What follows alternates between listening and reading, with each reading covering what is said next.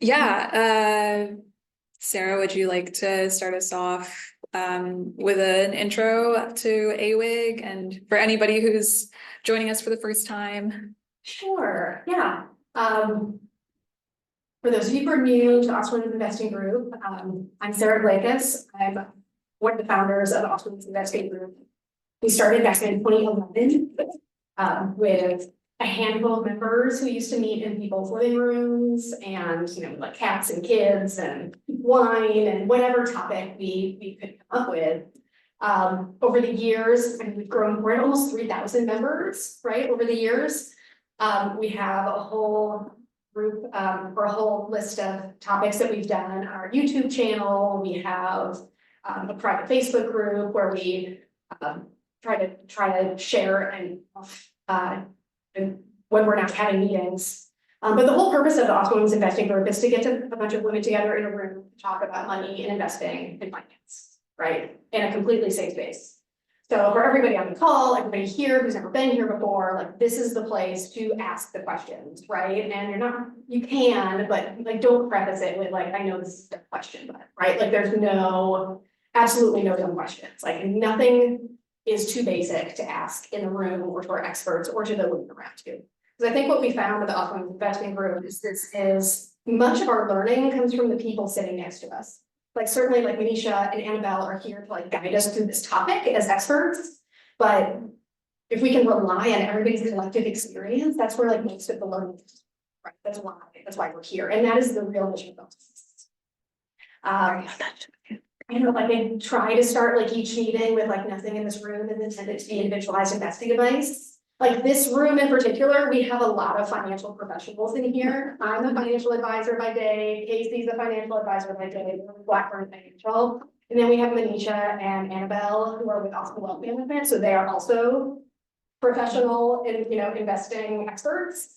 But as of right now, we're all just here as people who have knowledge of this topic and are here to share our opinions. So nothing should be this individualized investing advice. If you need individualized advice, then call someone to have that.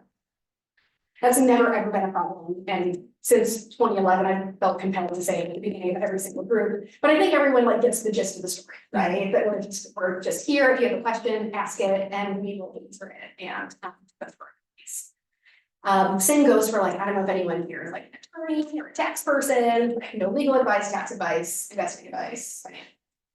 It's all just information dumps that we're that's longer than I intended to be. If it's like a relatively small group in here, do you think we have time to go around and do introductions? Would that be helpful for everybody? It's always helpful for me. Just like a quick intro of your name, how you found our group, kind of what you do during the day, and maybe what you're hoping to learn. That way we can kind of level set for Annabelle and Manisha too, and if it's a lot of help, so we can kind of do the things. Yeah. So my name is Daniela Pardo. I've been coming on and off for many years. Before the pandemic, I used to come all the time in person, but I've been looking like just watching the recordings after. During the day, I'm a product designer. I work in tech, like everyone else in Austin.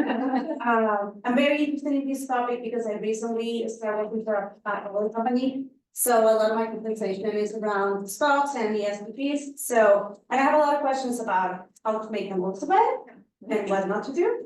But in general, I'm very interested in money. I love talking about money. I think we need to in order to really help everybody. So very nice to meet you. My name is Carolyn. This is my first time coming to the Austin Women's Investing Group.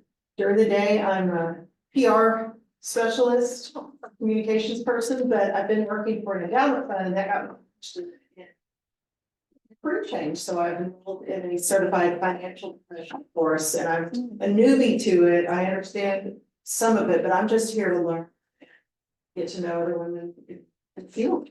That's amazing. Welcome. Hi, my name is Laura. I found out about this group with two of my guy friends that I've known for years. We get together once in a while, and I was telling them, hey, I want to start thinking about retiring. One of my friends is already retired. be smart about my money, and they recommend this group because we're mutual friends with Lori. So I'm excited to learn that I already knew somebody.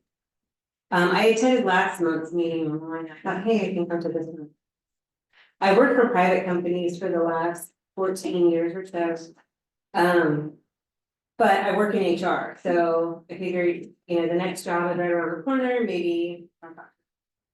Just a good refresher for me, and I also own some somewhere.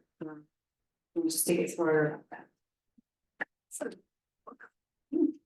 My name is Manisha and as Sarah mentioned, I work with also management.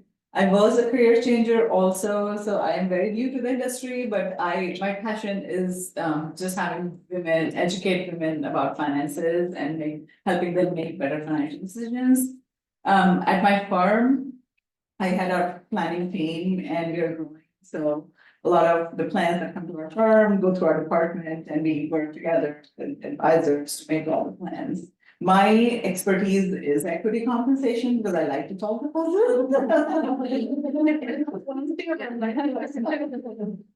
Yes, but I love solving the puzzle and making it all work, and that's just, when I'm in post-decline trying to figure out what the tax implications are gonna be, it's just my thing. So. Hi everyone, Annabelle Gall. I work with Manisha at Optimum Wealth Management and I'm an advisor there. So I really rely on Manisha's guidance and her expertise working through plans and solving puzzles.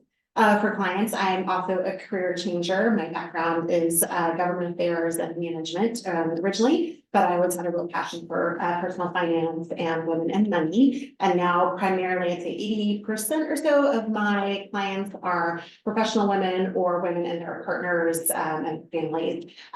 So I was never exposed to this topic before because I was mostly in the public sector, but I do have many clients who back and forth between these, and this particular topic is very confusing and we don't get a lot of information from companies about it due to legal reasons, liability. So it's really a good learning curve, and I answer some questions for y'all today and give more information. Well, I have my list here, so I'm. Okay.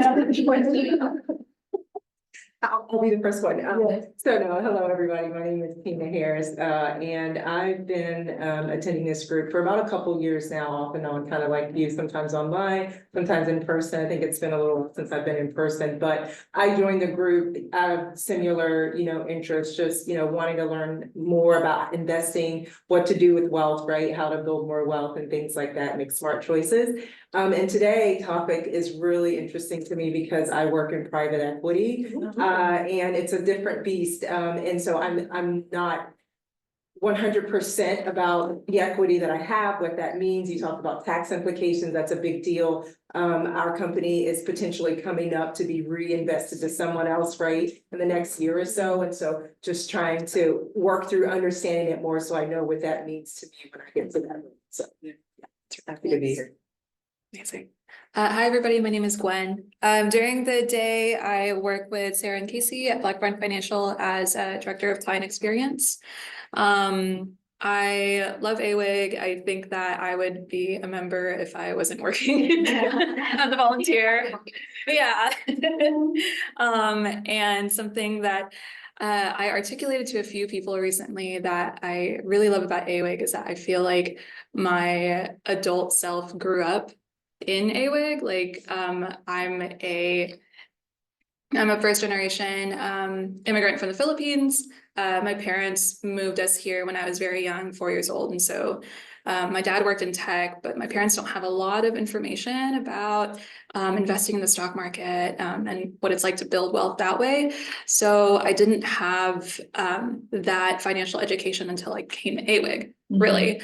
And I think even working at Blackburn, I may not have built up this wealth of information from, the other members with different backgrounds and different experiences in investing. So I love AWIG for that.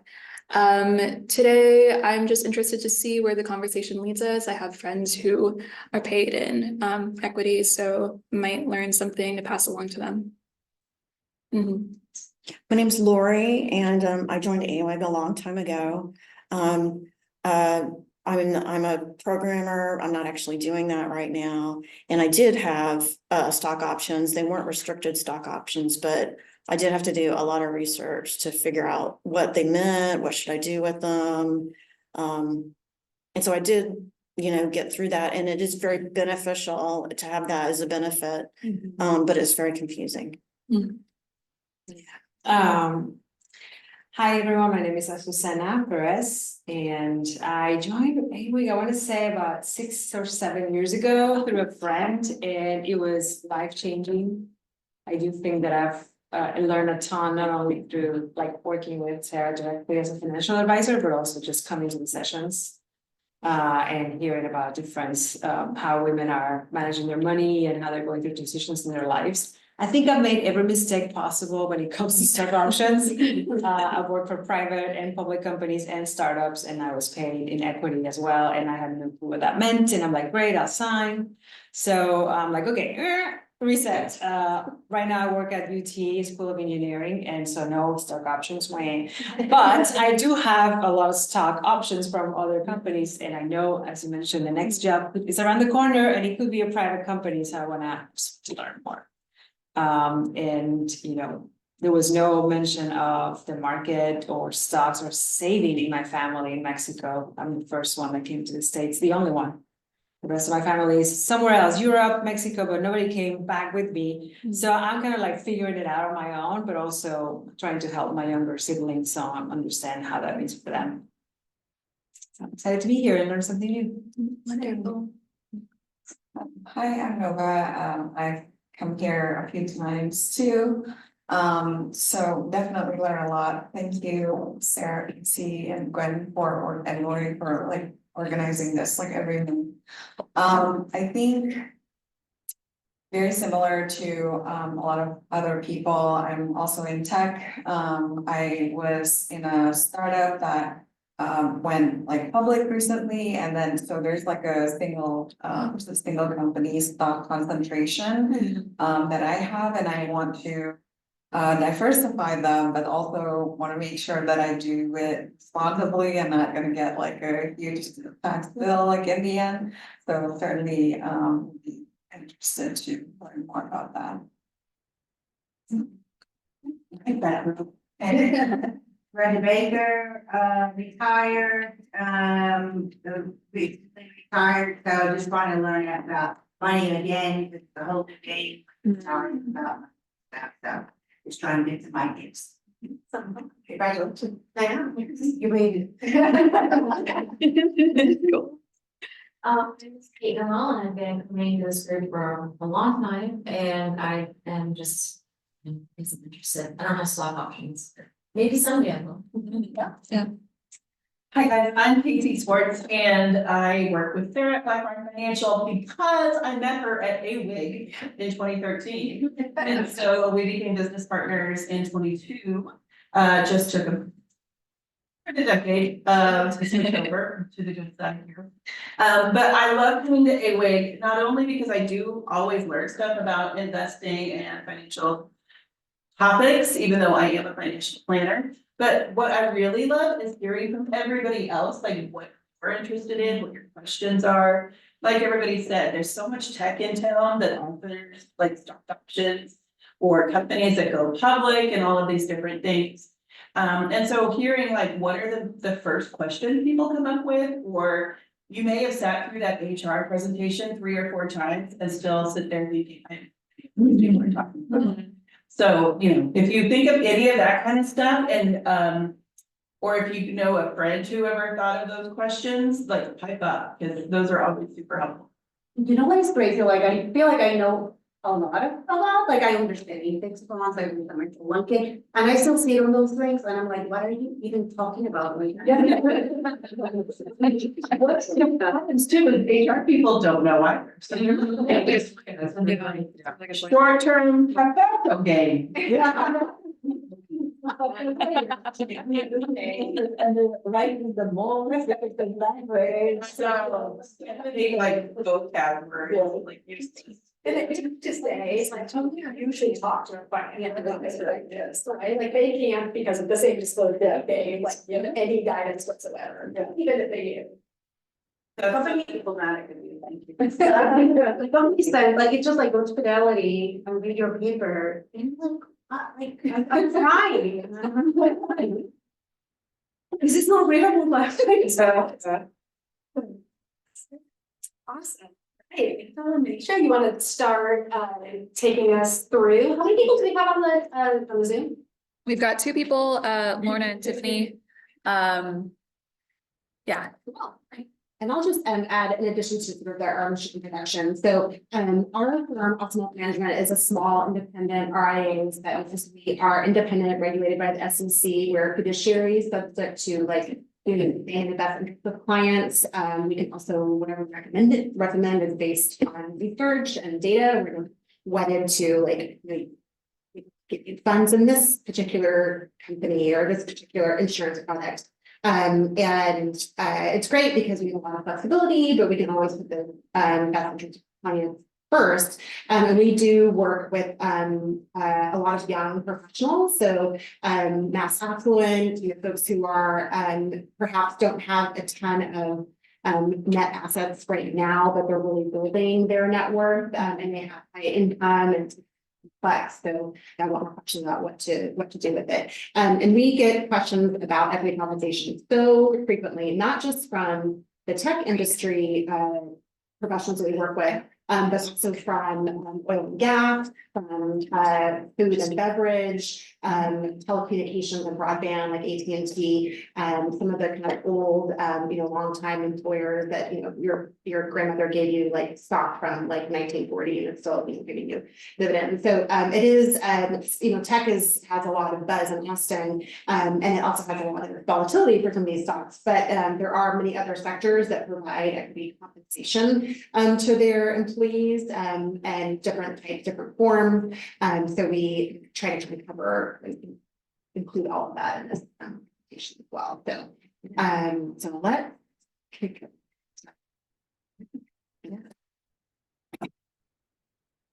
Give me one moment. Yes. Okay, there we go. And just to add to whatever Annabelle just said, our company's vision is delivering aha moments for a richer financial life. So that's like every meeting, like, aha moment, like. Yeah. Didn't know that. So that's what we are supposed to do for education. That's why hence we're here. So if you need to like. So just fundamentally from a very like easy one sentence explanation, equity compensation is the practice of granting equity in exchange for work. So as opposed to a paycheck that's hourly or by salary, that companies will often give mixes of different types of equity as compensation. Sometimes it's available to you in the short term, like maybe after a year. Sometimes it has longer vesting periods. But bottom line, it's something that they're paying you for. They're paying you for your work and your service to the company. The purpose is by and large to attract and retain talent, and it does incentivize people to stay with the company, because if you have a outstanding value of hundreds of thousands of dollars in equity compensation, you're less inclined to leave. Trying to hold your nose and kind of get through the next day, the next quarter, the next year, so you can keep getting the investing equity compensation shares. Also to align incentives, so they want to incentivize the employees to work hard, to perform well, to do the best that they can on their teams and departments, because if the company does well, then everybody else does equity compensation.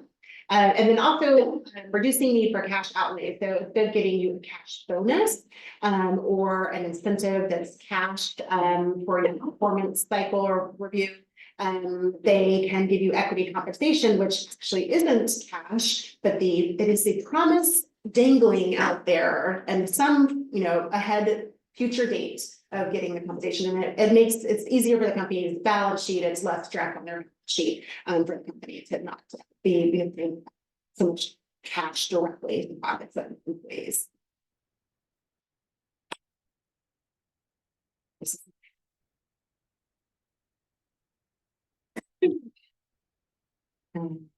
Okay. Okay, all right, so some of the common types of equity compensation that we see, and I know a lot of folks mentioned here that they have private, the company is still private. So what we see is restricted stock unit, that's kind of like, so you get shares after a period of time, so it's mostly like kind of like a bonus, like. Okay, you have a vesting schedule where you get 25% of your bonus at a certain time, then every year or every quarter or semi-annually, you get some stocks. Incentive stock options and non-qualified stock options are most that you see with private companies that haven't gone public yet. And basically that's the option to buy a stock at a predetermined price. So that's another option. And we'll go into the details later. And then the third is the employee stock purchase plan, and which, as the name says, is a purchase program that the employees can participate in at a discounted rate. Yeah, and each company does the ESPP a little bit, not much, but many companies do them slightly differently. It might be a 10% or 15% discount. Sometimes it's available to all employees, other times it's only available to certain executive levels, department. Okay. And you know, again, this is, so the way to think about it, RSUs, again, as I mentioned, it's kind of like a bonus. So if the price of the company stock goes down, you're getting a lower bonus. If it stays the same, you're getting your regular promise bonus. If it goes up, then you're getting a higher bonus. Options, price, like until your options are vested, really nothing. So that's the biggest part. In options is that really until they're vested, it doesn't matter, it's all paper, you get your experience with that, and you know. And because sometimes people get hung up on that. It's like, I have so many options, the company said, I have $1 million options, but then we look at the paperwork and it's like, it's not vesting until 5 years, or the company doesn't even plan to go public, so these options are working. So, yes, if the price of the stock goes up and you have vested options, you have 100% upside potential. Really, until the options vest, no potential there. I think if options was like, it's optional. Yeah. It's very like. Back to political situation, but it's like, it may happen, it may not, it's optional, it's not real, it's not, Potential. so they have. Yeah. So even if you were given an option vested, you still sort of have to buy them, so then it's still paper until you decide to like, okay, I'll take. Yes, and we'll go into the details later, it's just a very high level, we have a slide later. And then the ESPP is basically, as we're saying, that you purchase it through your paycheck for the ESPP, but you have to hold them for a certain period to get all the tax benefits. So if the company stock goes down, you lose your, you know, equity or the value of that stock, there is loss potential. If it stays the same, there could be a 15% gain because you got it at a 15% or 10% discount. If it goes up, then there is upside potential plus the 15% gain. So there's options here, and again, you just have to decide that's for you, so that's like. It sounds like pretty gambling. I'm not familiar with this. Is this common? People want to gamble with their paychecks. It's a maybe you'll get paid someday. That's what it sounds like the way you're. I would say it's not, it's a little more secure than gambling if you're working for a really good like public company. And we have examples of like, and one of the big examples, everyone knows is NVIDIA nowadays. So somebody who started working for NVIDIA 10 years ago, their stock was $100, so they were granted, 100 stocks. That was $100 each, and they stayed with the company. They got bonuses throughout the past 10 years. And that $100 stock is now $300 or something. So they made pretty nice money with their company and they're ready to retire. But that can happen, but the other side is also true. So yes, what you're saying about gambling, it is like it can go up, it can go down. So it is absolutely true. Yeah, but So for example, we would hear about Dellionaires. That's how they got their money from Dell. Dellionaires. yeah. That's what we used to say. Yeah, so that's from stock options. I like gambling there because, I mean, I have a love story and Probably at the end, the options are like. They may be It's not worthless really or they may be worth a lot. It's not going to be more. Like that one is, because RFQs I think are not as example, but Yes. option, Yes, yes. it Yeah. depends if the option is going to disappear or not. And, yeah, and I think that's why having a decision framework around the kind of equity compensation you have helps. Because if you have a predetermined decision framework, if I have RSUs, this is what I'm supposed to do. It takes the analysis paralysis out and keeps you away from all the coffee room chat that's happening in your office, and you have this framework is like, okay, this is what I have to do with my RSUs because according to my plan, that's the best use of RSUs. So, that's what our intention with this presentation is to have a kind of like a very high level kind of stock options. I like to do. This one, RSUs are, the easiest one for me to understand, so I'm. So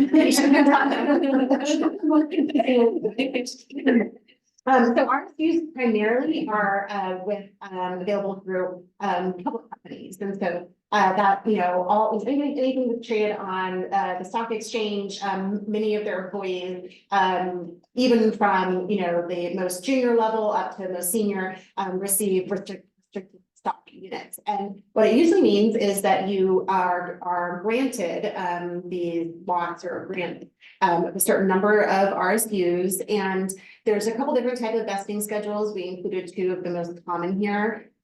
So you can often see them in either 4 or 5 year vesting schedules. So you'll get, say, 300 RSUs, 20% become vested. That means that they turn into shares that you can access and own. So until then, they sit in your equity compensation account through your employer. So lots of different types of platforms like that. E-Trade, Morgan Stanley now, Schwab. They're all there's some big common ones that a lot of employers use. And so you'll see them sitting there, 300 shares of RSUs, and then there'll be some verbiage language saying, that on this date next year, this number will become vested. And that means they show up in your account, then they're there that day, and there's 50 shares.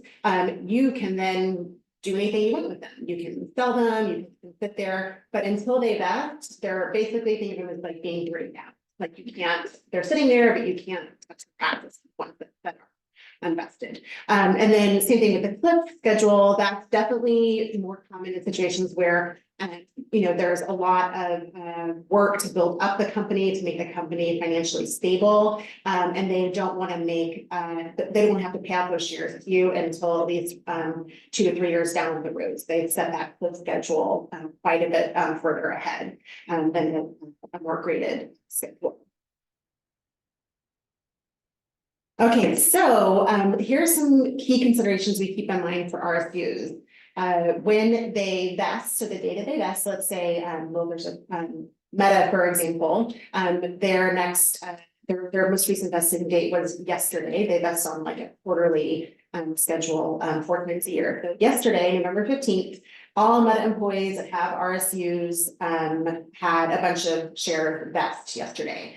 So as of November 15th, that means the clock starts on that vesting date. The clock meaning that from that point on, any gains that happen on the shares are now your responsibility. Losses, capital gains, also are now becoming part of your personal kind of tax situation.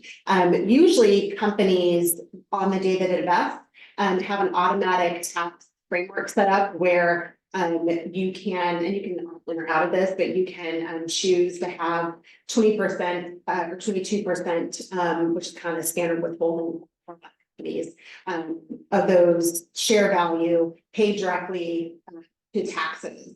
So you'll look at your account and you have 50 shares at best, and then but it's 11 shares go away immediately to pay taxes. Now that's great, but if you are in a higher tax bracket, like 30%, 32%, 37%, you have to plan for paying more on that, because it's basically coming to you as income, right? So these shares are, the value of the shares that day, are treated as direct income to you. So that can sort of be confusing, and people are like, but I don't really have to pay capital gains, like you do when you eventually sell them, but the value, the full value of them that day is also taxable as income to you that year.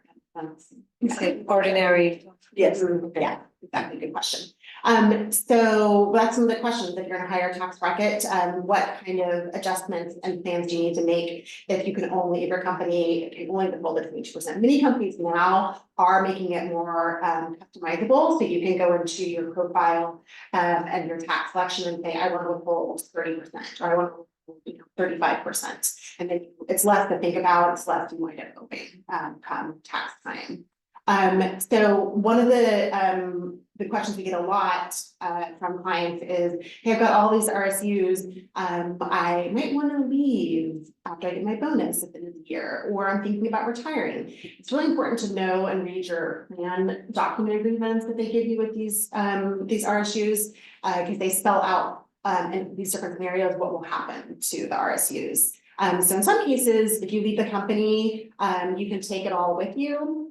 In other cases, you can't.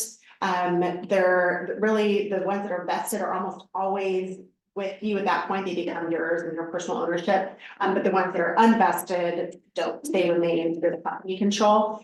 Occasionally you'll see situations where it's like, if you leave, and then, 6 up to 2 or 3 months after you leave, if shares do vest, then you can get them, they can come to you, but it's pretty rare.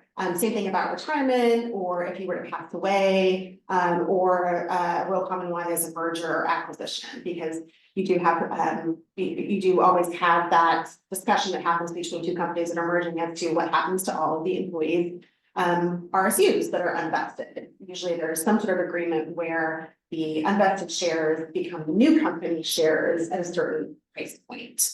And employees then become, at other times, they just go away. And employees lose that equity compensation value your shares. So all that information is in the grant documents, which are like those 50-page attachments that HR gives you. You can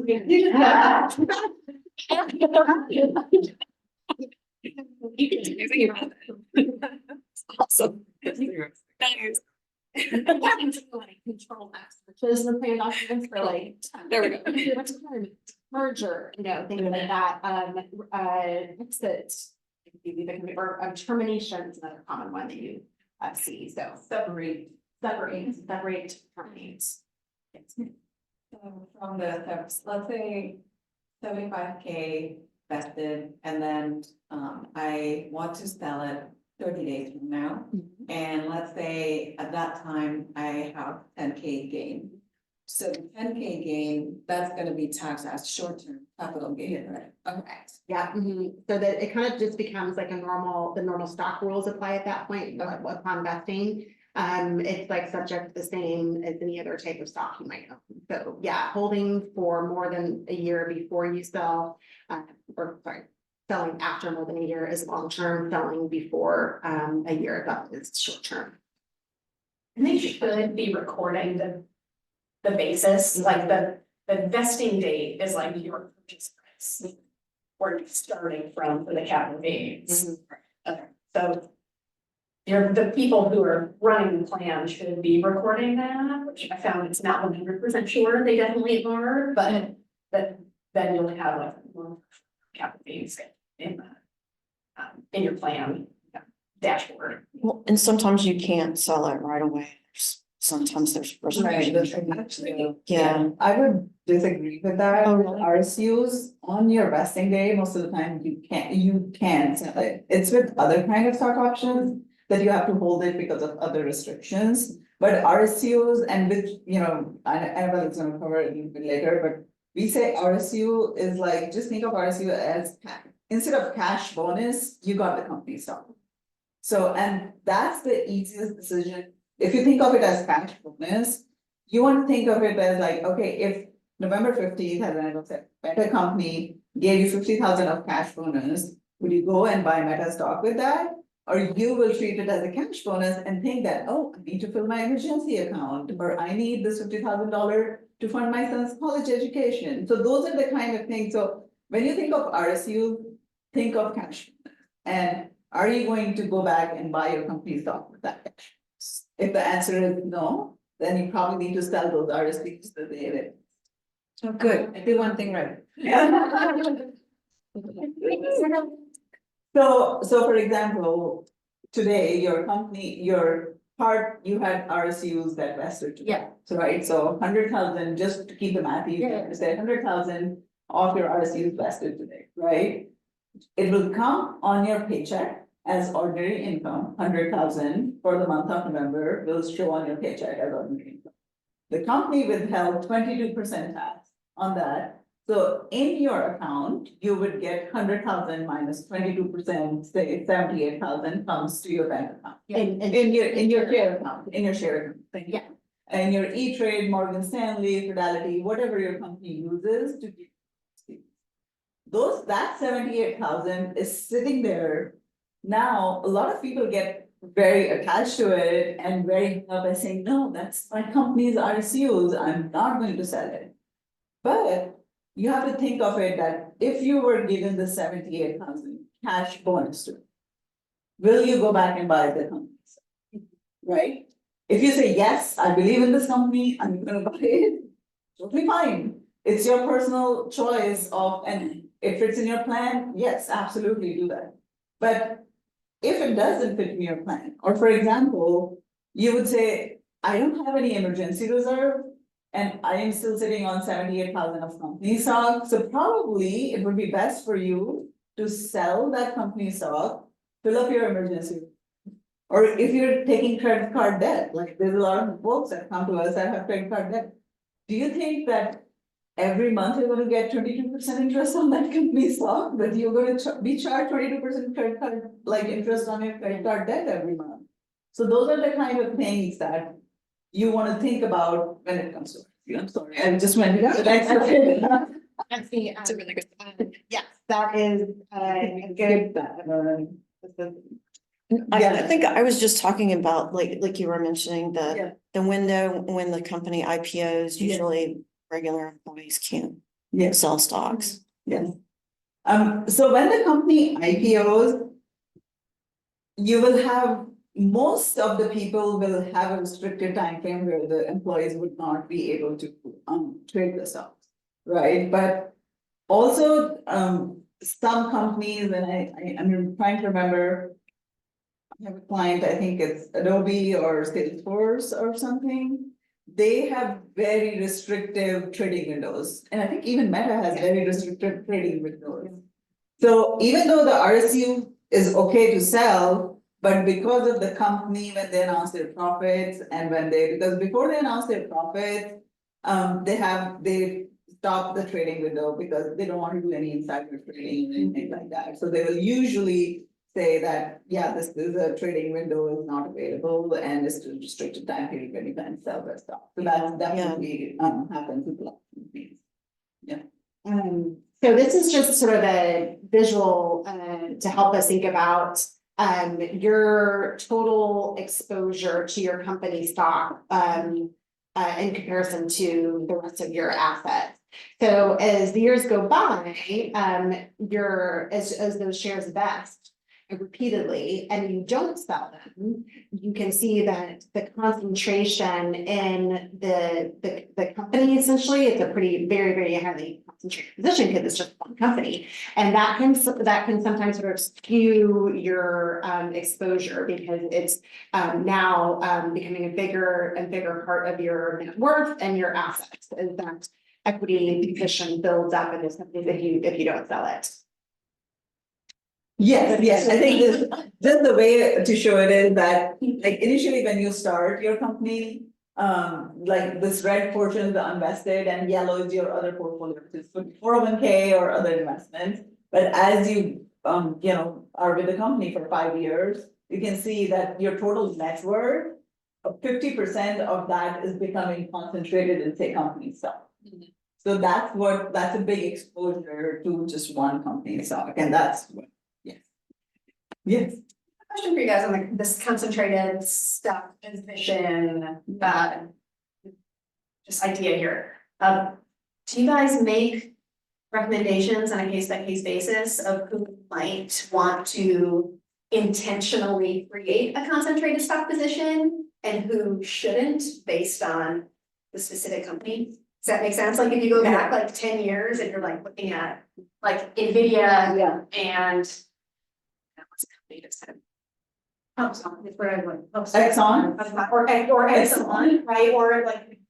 That based on, okay, you work for NVIDIA, do not sell, like with hindsight, of course, do not sell a single share. Or Meta in 2022, right? Yes. The stock has fallen by 65%. Yeah.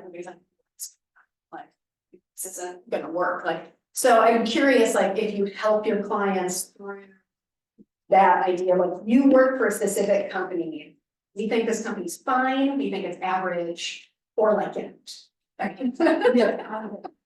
So, we are, we're a small company and there are literally hundreds of thousands of analysts around the world making billions of dollars analyzing these different companies, right? So like there's no way we can ever like equal that research footprint or in terms of like, is this a buy, is this a sell? So universally, we think about it more from the personal position of the client. So, what is their situation? Could they absorb, say they do want to hang on to the stock, first of all, like, how do they feel about it? Are they really attached to it? Do they have a lot of confidence in the company? Our general rule of thumb we start with, along with that one, is we feel that it's better to not hold more than 10% in any one company. Doesn't matter. Perfectly good. Doesn't matter what the company is, doesn't matter if they're, going to clone us all and say they can raise. There are plenty of, NVIDIA, there are, amazing stories of, everyone's gotten rich. Then there's Enron, then there's GameStop, so there's that sort of positioning of, let's make sure that you are not your risk is not overly Getting too much risk. Right, for something that your paycheck is already tied up with, right? You're relying on the company for your salary and your compensation, in many cases, your benefits and healthcare.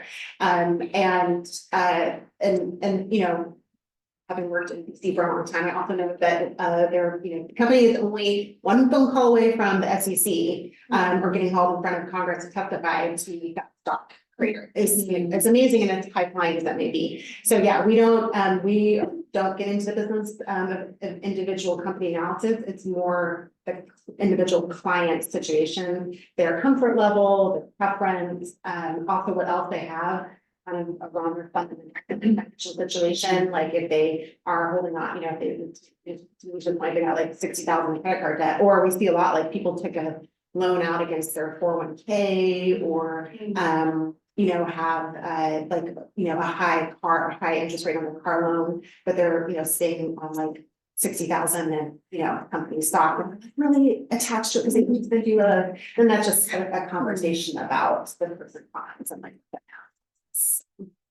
Is there a way of calculating if it makes more sense to like keep that money there, or like if I can make more money on something else?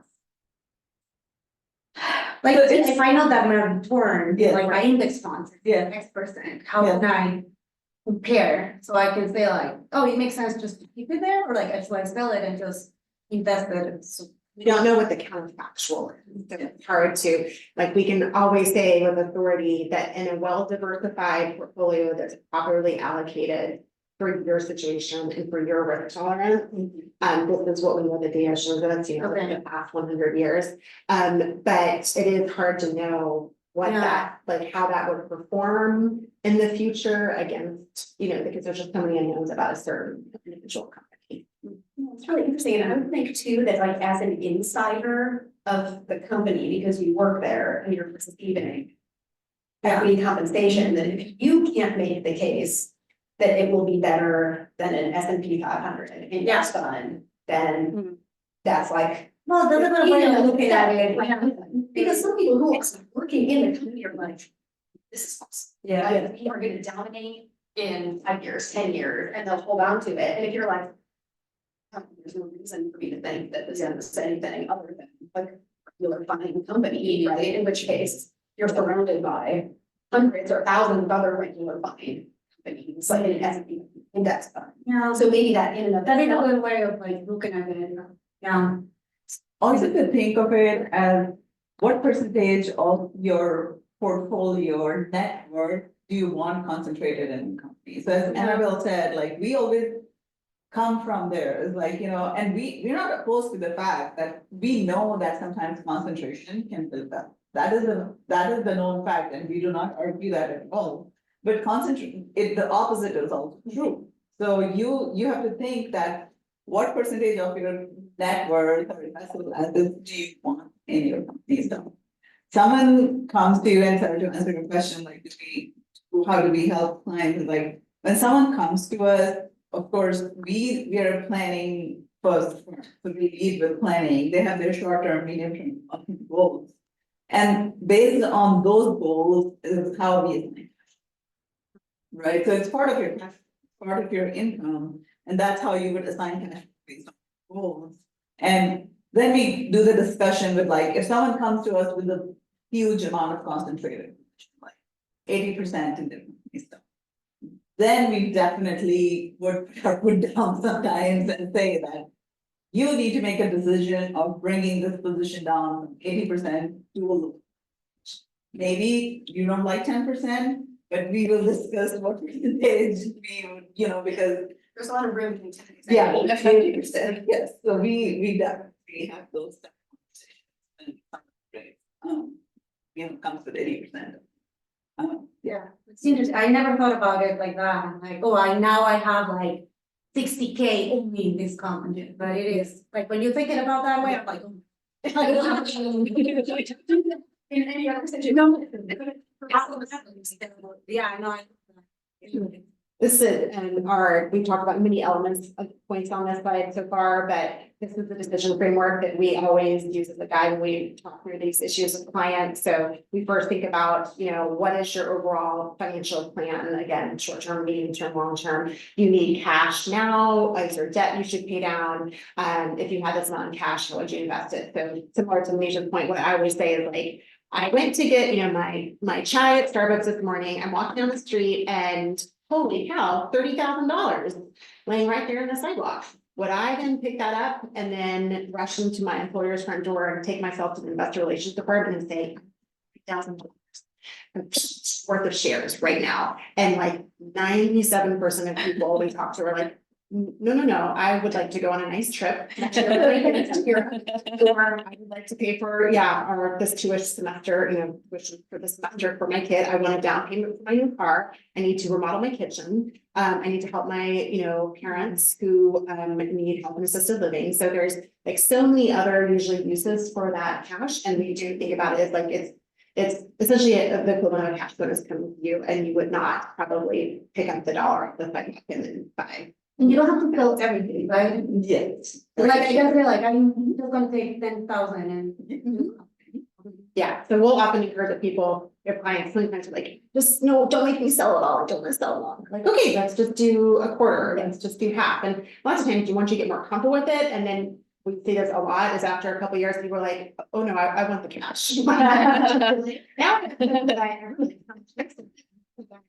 so much more to play with and do, and it's making me much happier than sitting and looking at those shares and the trade account. So if you love your company stock, okay, we talk about, you know, how much do you already own, what's that ceiling maximum you should own, and then what events that might happen that would cause you to sell. Like, is there a crisis at the company? Is it a personal crisis for you, a health event? Is it a need for the cash? Is it like you hate your boss in your department and you know you're gonna be finding a job in the next 6 months? You know, all those are sort of like, okay, like let's talk through what would make you more comfortable or more willing to sell it. And then just understanding the tax implications. And that again, you know, some companies only do the 22% just by default. if you're in a higher tax bracket, you're going to need to plan to pay more for that, come tax time. And then the capital gains taxes that, kick in on that date. We do hear from a lot of clients who said, well, but no, my colleague said that if I sell it now, I'm gonna have a huge tax. Or no, I need to hold on to it because my colleague, my friend at work said, I'm gonna get hit with a big tax. And it's like, well, there's like 3 different kinds of taxes we're got here and like 3 different types of, and time intervals. So let's like dig into exactly how it works. So, again, just like the coffee room, chat, people who are not tech professionals, don't actually, we're talking about when it comes to. I like a fun story to what Annabelle said, and, but like, when you think about company stocks, so this is the true story, it just recently happened to one of the clients. So she had Tesla stock. She left the company, was still holding on to Tesla stock. And if you were following any Tesla stock in the past, 1.5 years, it was up and down, up and down. And she came to us with this anxiety because she didn't have enough emergency funds. She did not have, she was like, I don't know what I'm doing. And it took us like, I think 3 to 4 months to get over the hump to sell that stock.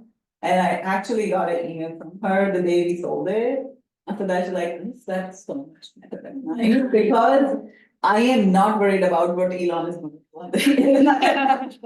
And other price is going to be affected. But I mean, it is true. And she's like, now I feel more comfortable that I have a plan. I have an emergency fund. Next year, I want to take a trip to Europe with my friends, and I can do that because I'm not watching the Tesla stock every day and reading what Elon is doing. Yeah, I think the thing too is like, especially if you hold on to it and you're a lifer at a company and you've got, I had actually one client who had been with National Instruments, which is now just got bought by Emerson, but she had been with National Instruments for more than 20 years and she had never sold any of her stocks. So she had almost 400,000 worth of stock. And it was, the thing is, it was like, yes, it was valuable and I stock still had, it was still worth like, $40, $50 a share, but by not regularly selling, she had missed out on the times where it was really high. So yeah, nobody it always sucks. For example, mine said, Meta, who when it was down, to $100, you gonna make me sell? I'm like, yep, it's just money, it's just $1, as long as it's worth more than $1, it's cash to you, it's a cash limit.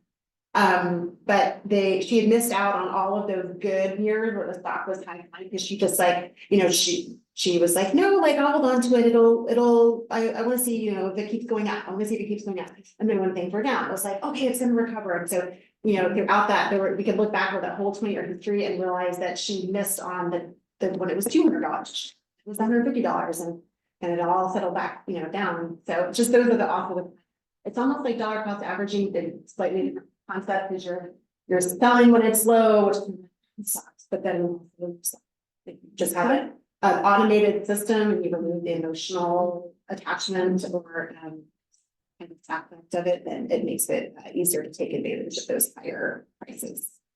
My phone's really high right now, so I just go up. We would have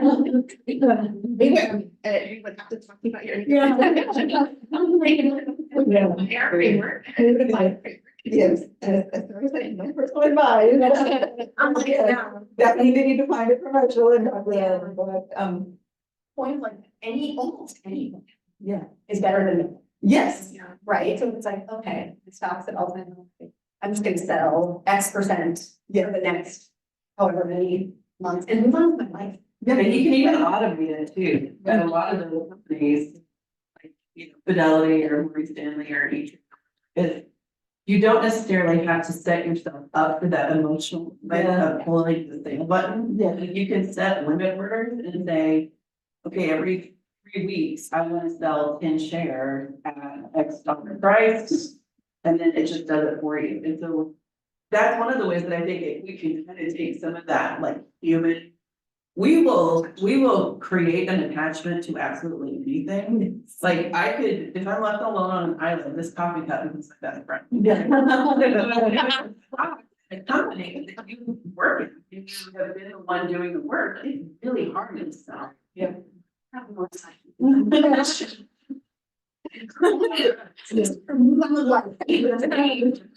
No, I'm not, but I don't like the company that much, so I'm like, I'm waiting for 3 years is better than.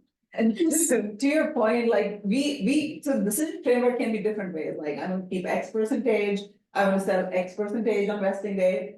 I want to sell when the company stock is 120, so those are all the decision frameworks that you can work depending on what you want, so. But having that in mind and then executing on it is the big thing.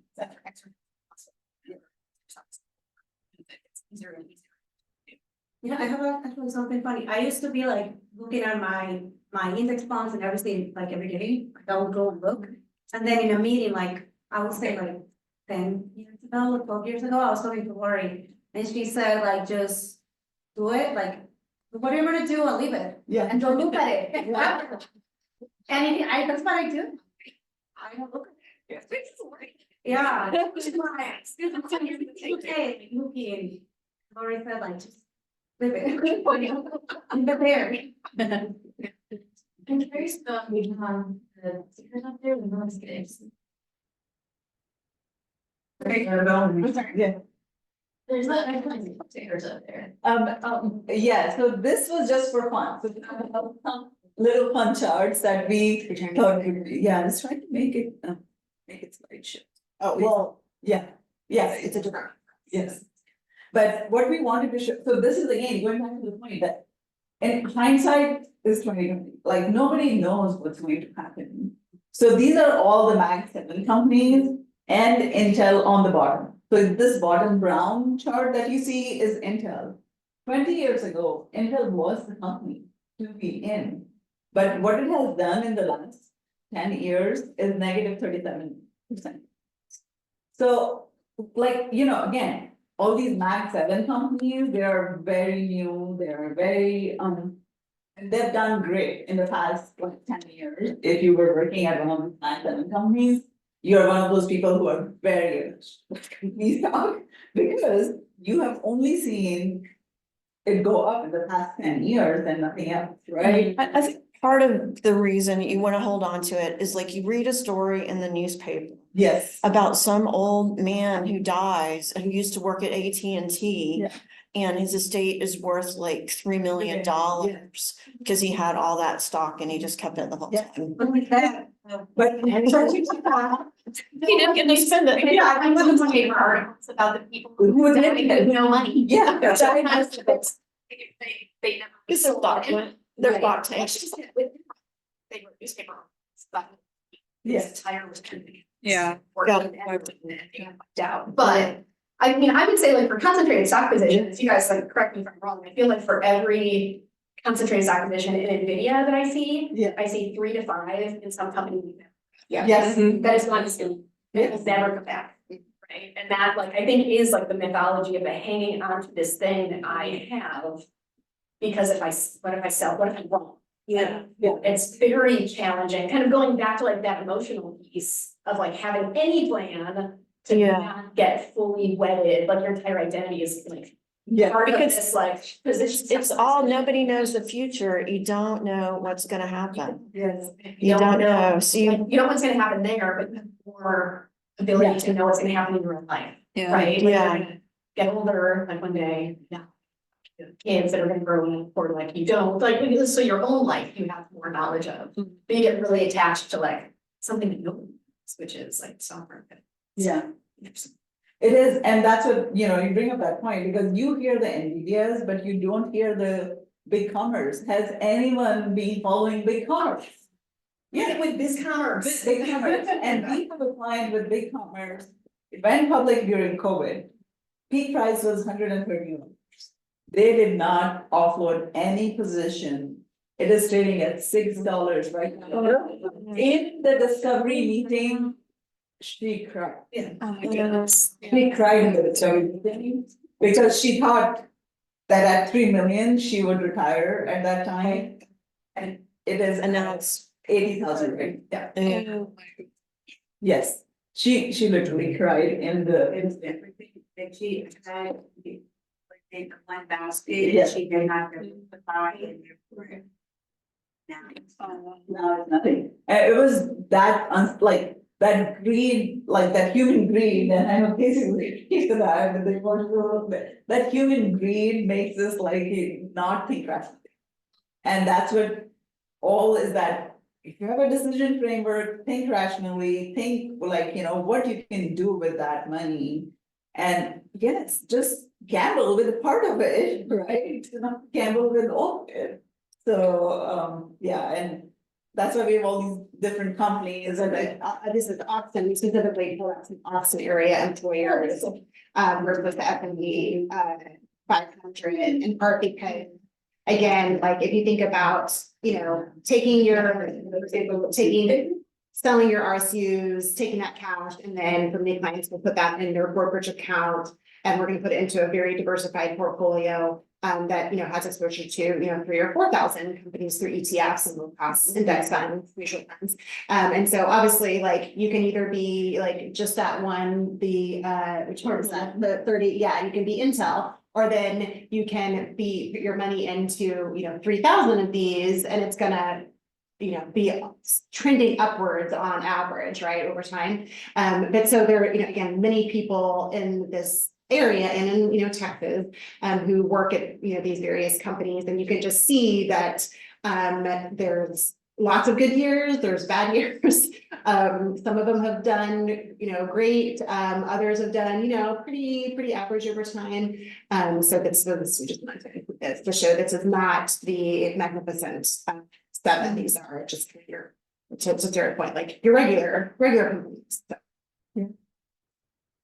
The only one thing I'd like to point to the next slide is that all these names that are on there are big companies: Intel, Box, Valero, 3M, Exxon, IBM. These are all big names, but if you see the green, the blue line up there, the highest line is still S&P 500 among all these big names. Sort of like I need a printout of that and like put it next to my desk or something. Don't forget. So, yeah, we just wanted to illustrate that it can go both ways. It's not nothing wrong, but again, coming up with the decision framework is really helpful. Yeah. Oh, yeah, this one is an interesting one because this is stock performance after IPO. And as some of you mentioned, that IPOs can be great, but most of the time we have found out that stock performance after an IPO always isn't that great as you think it would be. So far on the chart, the green chart is Reddit, where the stock performance after IPO has been great, 161%. But all these big names that went IPO are 2.9%. Birkenstock, which is a favorite for a lot of people, minus 4.2%. Airbnb, which is a favorite for a lot of people, minus 20%. So again, it's like what you want to do. So these are, again, we don't want to pick, these are all great companies, but it's just some of the myths that people have. When a company went IPO, it's going to be awesome, I'm going to be rich. That's really smart, because that's one thing that I think we hear a lot in Austin's investing group, is how do I get exposure to IPOs? Because IPOs always go up. Yeah. And in our research, when we do these presentations, I think it's like, is it 80%? 80% of companies, they're not after the IPO, yeah. That's what happened to Disco, and their CEO, then even sued for sexual harassment, that was not good. It was not good. It looked like it was gonna be good, and then Disco. But they did an exit, did they went public? No. They did? They're public? It's all like 2 years ago. They're not doing well. So to the earlier point about the big drops that happened for some of these stocks, I have a good number of clients at Meta, and so the summer of 2022 and that fall was quite a trying time for everyone who just kind of assumed it was always gonna go up. And Mark Zuckerberg's great, a lot of redeeming qualities, but he's paying your salary and your healthcare is tied up, and you have all these vested RSUs that you've been sitting on that you are expecting to buy, do the down payment on your house, or buy a new car, or pay your taxes, or pay your kids' daycare. All kinds of things that, all when this kind of thing happens, and you, all of a sudden, to Sarah's point, you lose 60%, 50-60% of that value, and you're not getting, you know, your next quarter, you're not getting, you know, 100,000, you're getting 50,000, you're not getting 20,000, you're not getting 10,000, and like, we actually had, you know, a lot of sad stories about people who thought that they were gonna use to pay their taxes, or they're just so used to like always using their RSUs to pay their taxes or to pay like important, you know, bills, or important expenses, and then it gets wiped out and they don't have that. So just something to bear in mind. It can also go down quite. But when the company share price went lower, it couldn't also mean that, let's say the grant, you know, that they are vesting that year, it's like $100K, but then let's say the stock price went down to $100, so they actually get more stocks because the price went down, at least for vesting in that year. So you're saying they're granted more stocks? Yeah, because let's say, I'm just assuming, let's say Meta grant, you know, grant this person $100K, like every vesting date. So when the stock price went down, the $100K actually worth more because it can buy more stocks. They're only giving you, they're granting you a specific number of shares, they're not granting you the monetary amount. Oh, okay, Yeah. so it's already, the price was determined maybe when they joined, so, okay. Yeah. So like for some, in my case, like they gave me, they initially, when I started, they didn't tell me you're gonna get 300 RSU. They told me like, you're gonna get $300,000 in RSUs. So it doesn't depend on vesting, like I got, let's say 500, and I'm gonna have those 500 forever. Well, when they vest. So what happens is that when you join, right, when you join, if your grantor says you get 300,000 of RSUs, they will have a date on that grant letter of when the price, it is based on the price for 15th March 2023. You joined on 30th March 2023. The price, that 300,000 is based on 15th March 2023. So whatever the price of the stock is on 15th March 2023, you divide that 300,000 by the price of the stock and say that comes to 300 stocks. Now you will only have 300 stocks in your portfolio, or when they are vested over the next couple of years. You will, unless you get a new grant, unless you get a new. That is what I have. That is But what they they. grant me. Yeah. So that 300,000 that you were expecting can go down to 10,000, that 300,000 can go up to 1 million. But your 300 stocks remain constant, and that's why every period you might have higher or lower kind of amount coming into that E-Trade account or Fidelity account, based on what the company is. But that was like you were saying, like when I joined, the stock was not as good as it is right now, so it means I do have more stock than. You have more money, not number of stocks will stay the same, but you have more money now because the price of each stock. But I will have more stocks too, right? Because 300 bought more stocks in a lower market than. I wish I had a. So they can't promise you $300,000, but they can give you stock. But the stock market Yeah. sets the price, it's the buyers and the Okay. sellers that set the price, so they can't promise you a certain. So, but those are like. But they like those are to put the- it that way. Yeah. Why do they? Yeah, so when you go into your stock account, do not go by the total value of the account that it shows, because total value is always misleading.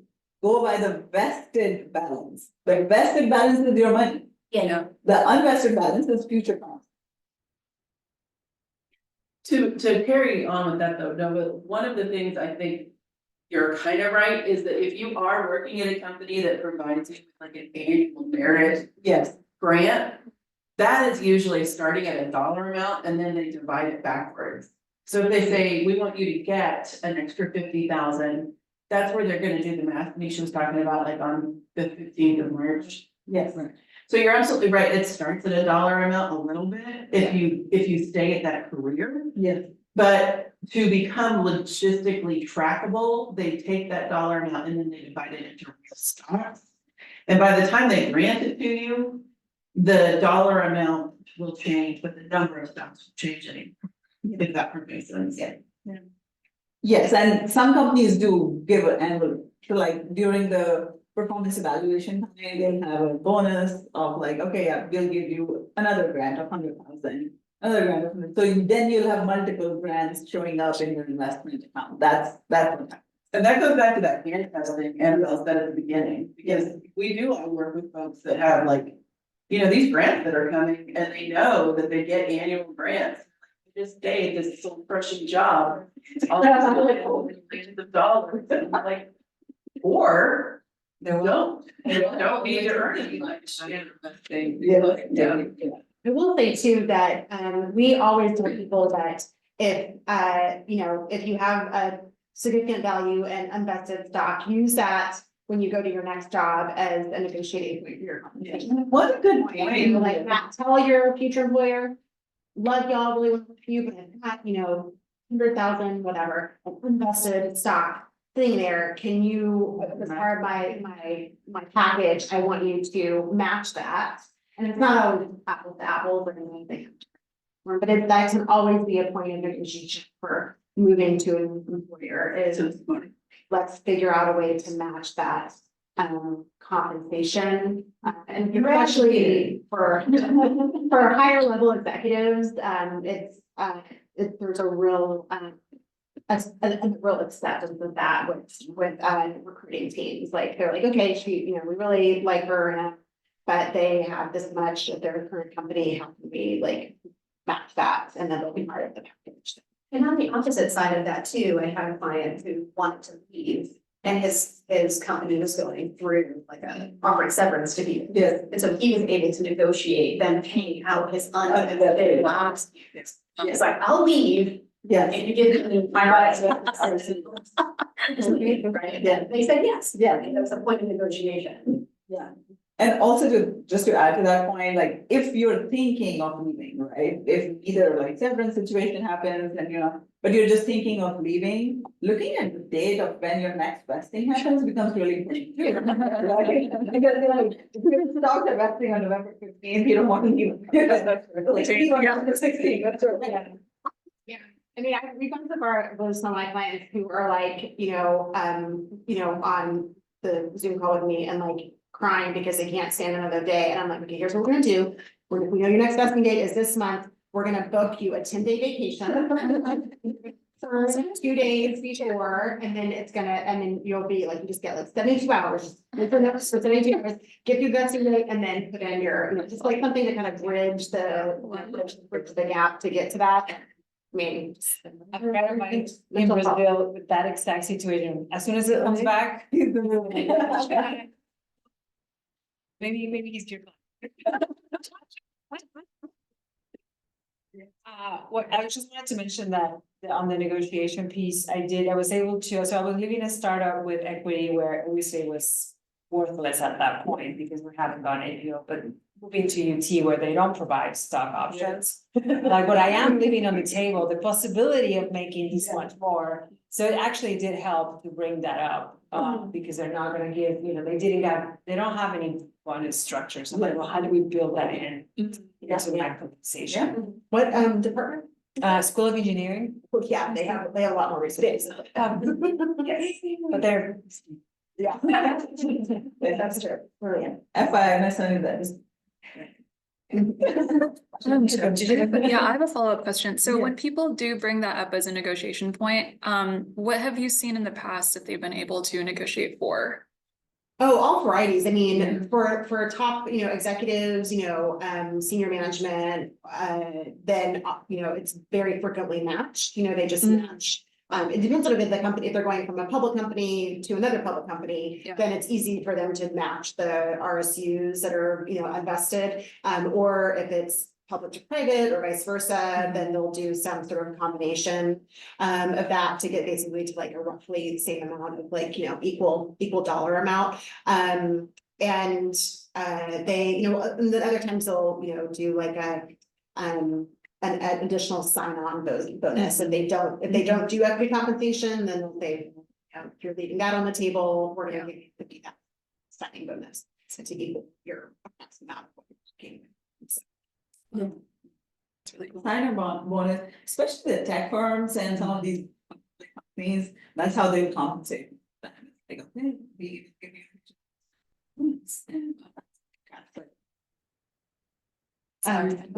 Yeah, For taking a PTO before vesting. So let's say I'm planning to take 2 weeks vacation and returning on March 1st. Mhm. So let's say. Let's say my vacation is from like early February until mid-February, and then my vesting date is March 1st. If I give my notice mid-February, and then my last day is March 1st, is that too dangerous? Because like my last day. They'll just be like, yeah. Yeah. It's nice for you to give them 2 weeks notice, but they don't have to.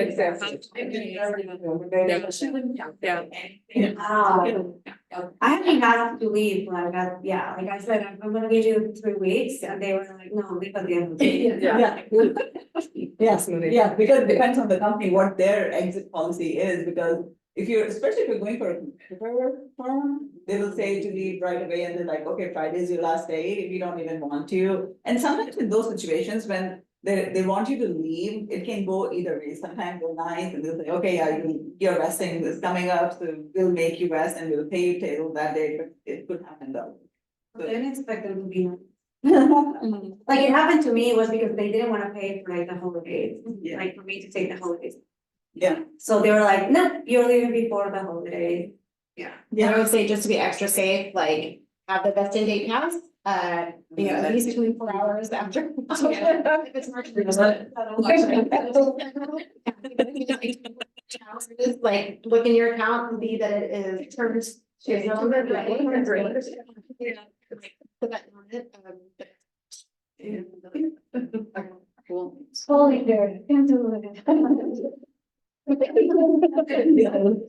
This is again, like more context for the discussion, because those of us who lived through some of these decades remember some of these big names and remember friends and family members and grandparents and parents investing in these companies. And I think it's just important to show that something can be, again, top dog, super popular, the hottest thing on the cover of well, not but on the top Reddit thread, for example, and then it can go away, it can change, it can go through bankruptcy, it can get bought, and it can just there's just a lot of macro and microeconomic factors that affect all of these companies. And for every for everyone who made millions in the 80s off of their stock selection, there were many millions of other people who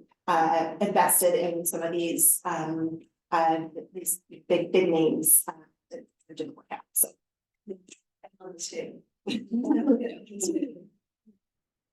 okay, so just another little piece of context. This is what we call the lost decade for the 2000s. From 2000 to 2009, 2010, basically the S&P 500 sucked. So there was, overall kind of a nominal negative return. No up, no down, really, it just kind of sucked in wrong. But the point of that is that many of these other sectors performed well, better, really well.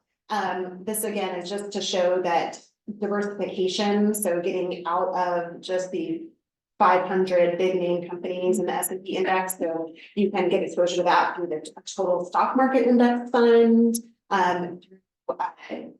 equally portioning out your portfolio to different types of asset classes, like these different small caps, mid caps, emerging markets. So again, if you were only in S&P 500 for all of this decade, not great. But if you had diversified and had exposure to 4 to 5 to 6 different sectors, then you would have done better.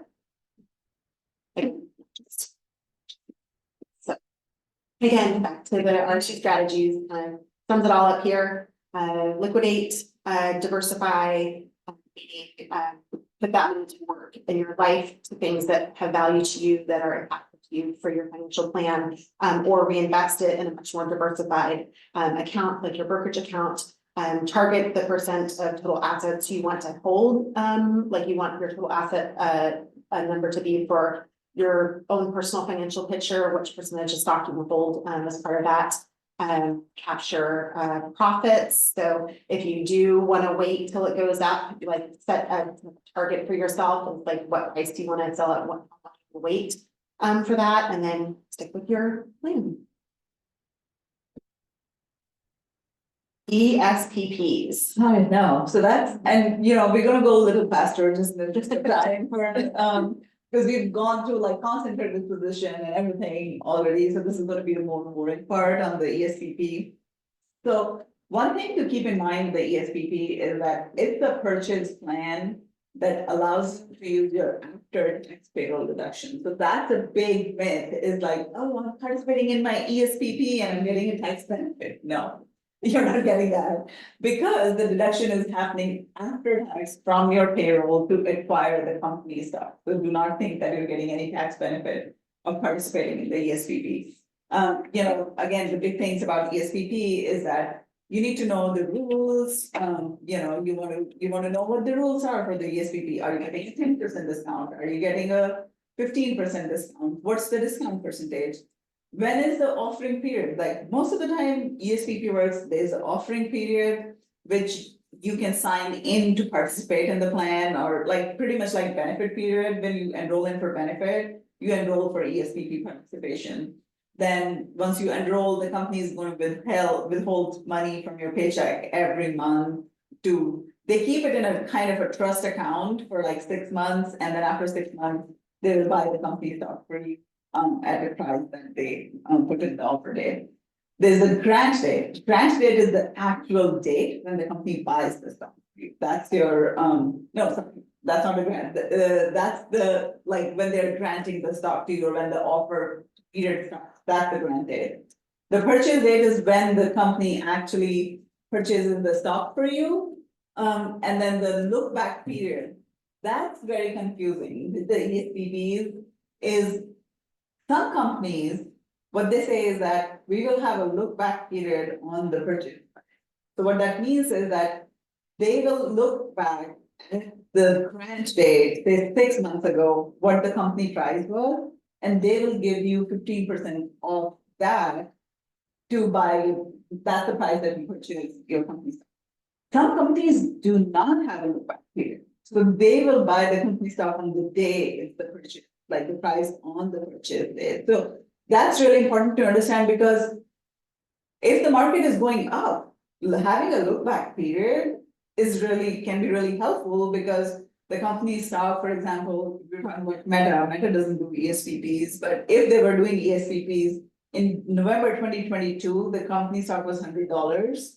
And 6 months later, if it was $250 already, then the employees will still get to purchase it at 15% off the $100. And there's instant money that you made when you bought the stock, right? But the opposite is also true. If the company stock has gone down and, you know, you're going to purchase it at a higher price, then you lose money. So it's just important to understand what the time is. And then they can be subject to blackout trading periods, as we already discussed.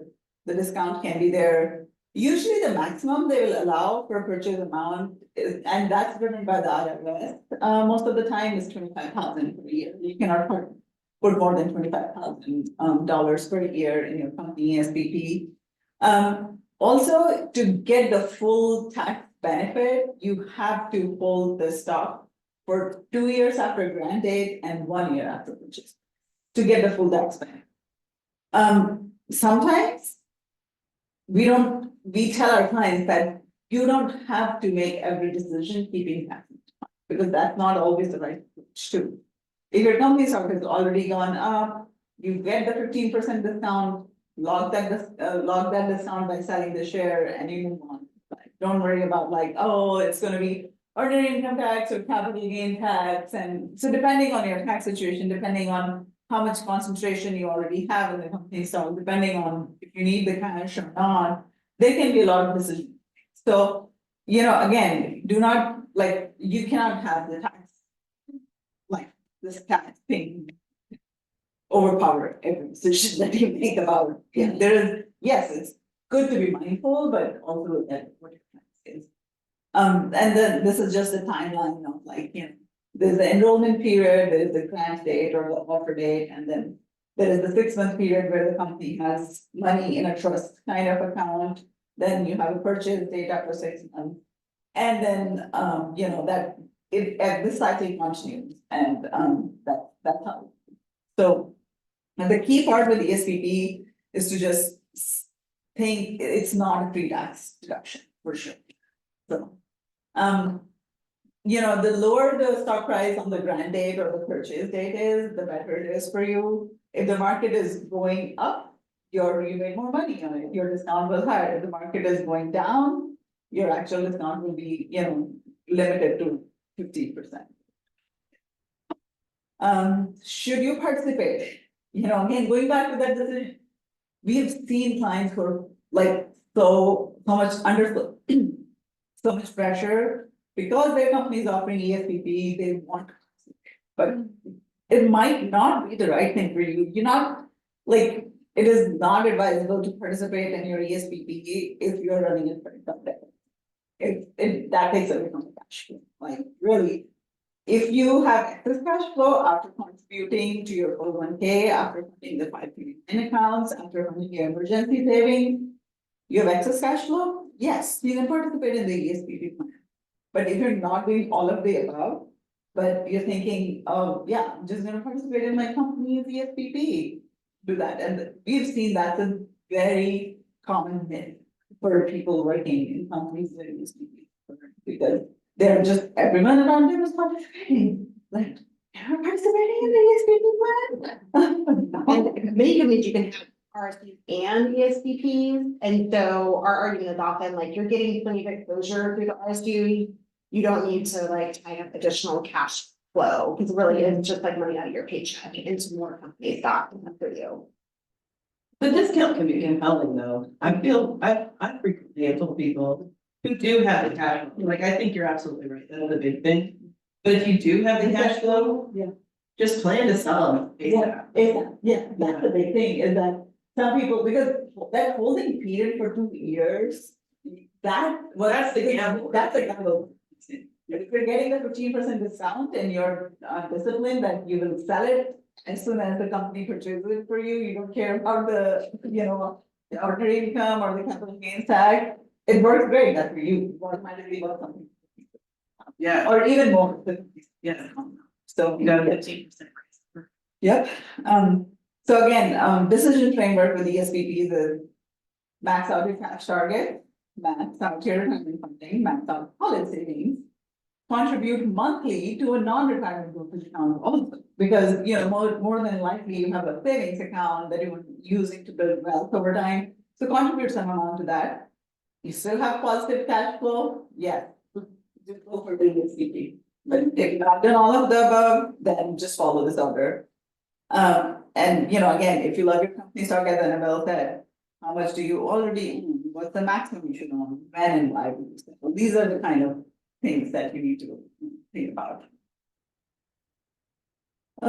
What to do with the cash proceeds for ESPP? Again, the same framework with like, how would you allocate cash? Once you sell your ESPP, set aside cash for taxes, use the funds for one-time purchases like down payment on the house, if that's what it is. Emergency fund, we cannot stress it enough, have your emergency fund. Top up your short-term savings, 529 accounts, reinvestment accounts again. So, I know this is not necessarily a place for me to talk about, emergency, but in your opinion, I always feel that sitting like the cash that I'm looking at, it's just like, I could be doing other things with this cash. But I know there has to be an emergency fund because what happens if you did,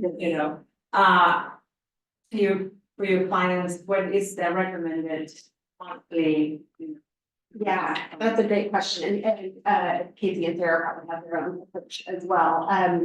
We, at our firm, we have what we call like a three-legged cash management system. So there's a checking account for all your automated monthly regular expenses, all the stuff you know is coming in, going out the door. You have what we call a planned savings account, which is usually connected to the same bank as your checking. And that's where you are paying larger expenses that happen infrequently throughout the year, but they happen regularly, you know, they're gonna happen 2 or 3 times a year. Insurance premium payments, your vacations, your repairs on your home. So things that like are big cash outlays. They don't happen each month, but you know, that they're gonna happen if you want to plan for them and have a bucket to draw from. And then the third one is the emergency savings account. So we always recommend keeping that at a high yield savings account. So there's plenty of great online options out there. You'll see the shorthand, the HYSA, so account or online HYSA. And we like the reputable, long established ones, but not like the pipeline fintech ones that are like, you know, click here and enroll in this account and get 7%. All the other ones are paying like between 4% and 4.2%. What was the one that affects TX? What was the one that went under last year? Sam. Or Silicon Valley. Yeah, they had like an online high yield savings account that was like 2%, you know, promising everyone like 2% more. And I had one client who got, you know, I was like, oh, I'm not big on the fintech ones because it's just, there's not a lot behind that back end usually. Sure enough, and he likely got his money out before things got really bad, but things like Ally, American Express, Marcus, Stacks, Barclays, you can go to nerdwallet.com or Betterment. Safe rate. Oh, I don't know that. I'm really good at Yeah. I'm using them and I think they did, and it was only in the beginning, yeah, it was really long. Yes. It's fine. Is it good enough? Yeah. Yeah, so there's a lot of, there's, you know, anywhere between 5 and 10 different options. Look for ones that are again, like long established, you know, have, you know, good customer service, have like an easy to use interface and have, stick the emergency fund in there. Hopefully you never have to use it, but while you're not needing it, then it's at least generating the interest for you. But yes, that is, I mean, I'm sure our clients are really sick of hearing this from us, but we will harass them the eternity about the emergency funds, because what happens is if you don't have it, is you have to turn the credit cards to 401k loans, you know, all kinds of things, so. I don't think I was great, you know, like you are doing something with the money, because I felt the same, like my emergency fund is just very savings with nothing. But now that I have it in that account, it's doing something, I'm getting money. Yeah, so. Yeah, it's certainly way better than maybe used to. I remember when I had my online savings account in the mid 2000s, and it was HSBC and it paid 0.5%. I was so much more than 0.1%. Yeah, and the other thing too, at least at our firm, we always say that your brokerage account is kind of a plan B emergency account. Like you can get to it, it's liquid, there are tax implications, but there are ways to kind of work with that to make it efficient. But it's not a retirement account, there's no restrictions on penalties, so that's also an extra emergency account. Yeah, I think that's also, oh, sorry. No, I'm just gonna say to answer your question a little bit more. How much you want to keep in there depends on your situation. So for double income families where the both the spouses making equal amount of income every month, usually 3 to 4 months of your monthly expenses is a good amount to keep in the emergency fund.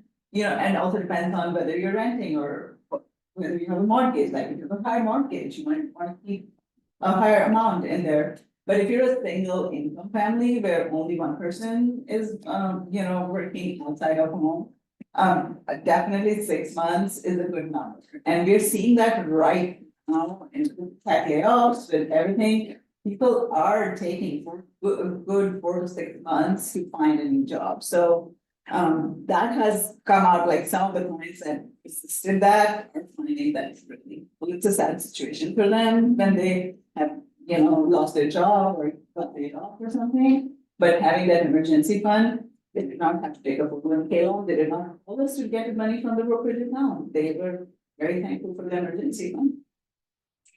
And then I would also put in a commercial, if you already have a brokerage account somewhere, Fidelity and Schwab both have really decent money market rates that are very similar to the high yield savings account.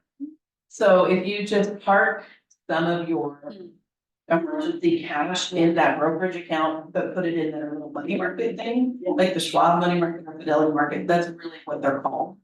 They're both paying the same as high yield savings account. And then it's also not in the bank. So like when you log into your checking account, you don't see it, which I like that for myself. Doesn't sit there just irritating you. Yeah. I know, I like irritating me or reading like. Like, oh, Yeah,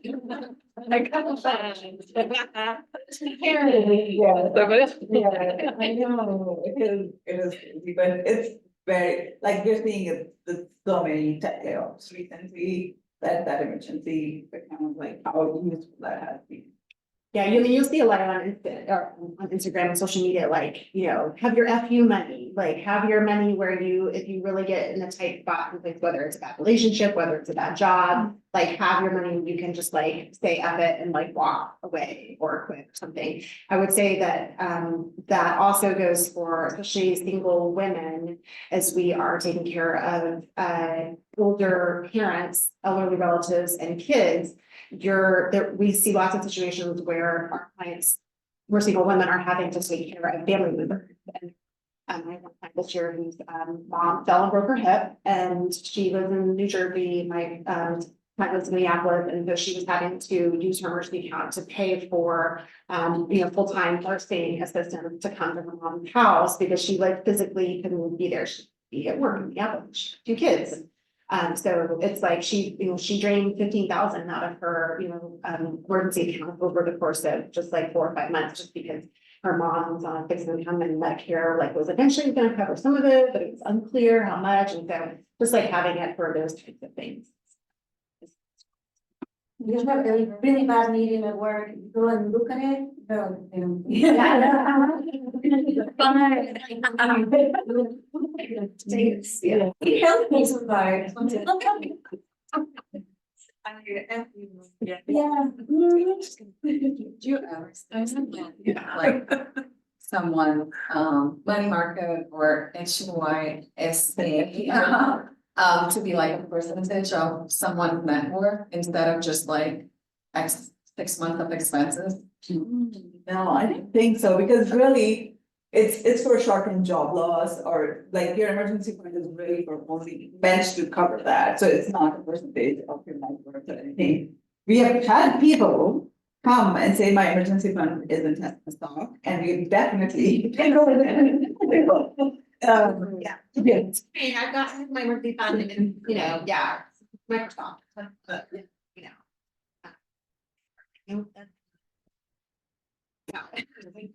Now, mine is that, I'm not like her, or what she suggested, but mine is funded based upon my income, not based upon my expenses. So there's probably a larger amount in there. There is a larger. Yeah. So me kind of rethinking a little bit, but when I started it, that was my thought, is to, like, losing my job, to replicate the income that I would have if I were to be out of work for a while, not necessarily. It's just a more conservative way of thinking about it. It's like, okay, spend 10,000 a month and then we'd all eat beans and rice and not go on vacations, and everybody in the whole family like puts on belts, then maybe you get to sticks, right? You could do it that way. Though, like actually watching clients go through Casey shaking their head, like, Nobody. we don't necessarily do that, Yeah. okay, they lost their job. Well, now we have time to travel, and like, oh, I know I'm gonna do it. So, like, it's, the only thing you do have to be like honest with yourself About what you would, right. An emergency, Right. like, think it's an emergency, or is it like a unplanned vacation time, right? Like, Right. it's in there. I think it's that's not. just out for a little bit. And yeah, it takes for me, like this service. And for me, like, personally, for me, my family is all back in India. So, and I know parents are getting older, and so for me, my emergency fund includes a return ticket for 4 to India all the time, apart from our living expenses, because that's like, I don't know what time I have to go to India to take care of family with the 4 of us, and so my emergency fund is big, so like, all these things play a role in it. Yeah, we do that too. I mean, it's not India, but just getting all 4 of us to Ohio. Like, so working. I can't imagine how that ended. It's not fun. So these are the most complicated ones, so we'll. So let's be honest, to me, team. I'm going to say what mine for last. Do it. Yeah. Oh, so those are the most complicated ones. Usually you would get it when your company is not public. And that's right. That's right. So read the grant documents carefully, because that's what they will say, that it's a stock option. And it's usually right to buy the company stock at a predetermined price, usually called the strike price or the exercise price. If you're an early joiner of that company, right, your strike price or exercise price might be really low. Some people who have joined say, and again, I'm sorry, I like Tesla car in general, but the stock is so good that I pick on them a lot. But if you joined Tesla back in, say, 2016, your exercise price in your ISOs was like $30 or something, and the stock went up through like $1,000, got a split or something. So really, you did good if you were at that time, right? But depends on when you are joining the company. So this price is not constant for everyone. It depends on when you join the company, because they keep updating the brand. Again, usually offered at early stage startup, not public yet. So let me ask you a question here. So what if you start at 0? What if there's no value to it, no price to it? Which is fine. All non-public companies are going to have no value to it. So that's why you do not exercise it until the company goes public. So you have the option of buying, right? But that option doesn't expire for 10 years. So you were there looking at the company going like, what direction the company is going in. So you really don't have to exercise it at all. If the company isn't going in any direction, you let your options expire and don't do anything with it. So that's the decision that we make, is that it's an option for you to buy. It is not an obligation that you have to buy. It is an option. That's how important to understand that. You never have to, like, if the company doesn't go public, if the company doesn't, and that's what, like, things to know is that you exercise only when you know the company has filed for paperwork to go public, because that's your exit right there. That's when you exercise the stock option. And that's when the price that you originally like signed the paper for comes into play. So even if it was 0 at the time you signed, there was probably the strike price or exercise price that said $15, $8, so $1 we see one month, so there was like $1. So so that is that is the set future price, for lack of a better term. And then what happens to it in the future, and how up or down the price goes, doesn't really make a difference to your personal strike or exercise price. What happens if the company gets so fine? There is the grant documents will say that most of the time when the company is acquired, the stock options. And this is again, one client, she had these options. And then her grant documents, I was reading her grant document, and it says the company does not plan to go public for the next 10 years. And I'm like, okay, what does this option mean? Nothing. Because the company is not even planning to go public for the next 10 years. So if you think you exercise this stock, you purchased this, but you have nowhere to sell it. You're like sitting with this worthless or paper, with nowhere to sell. So it's very important. These are very complicated. So make sure you read the grant documents and like all of that.